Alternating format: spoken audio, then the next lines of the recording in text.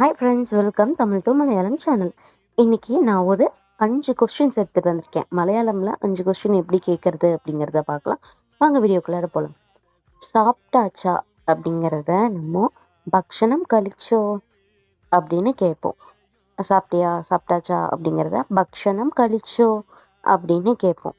அடுத்தது என்ன பண்ணுறீங்க அப்படிங்கிறத என்ன பண்ணுறீங்க அப்படிங்கிறத செய்யணும் அப்படின்னு சொல்லிட்டு கேட்போம். அடுத்தது எங்க போறீங்க அப்படிங்கிறத நீ எவிடையான போகணும் அப்படின்னு சொல்லிட்டு கேட்போம்.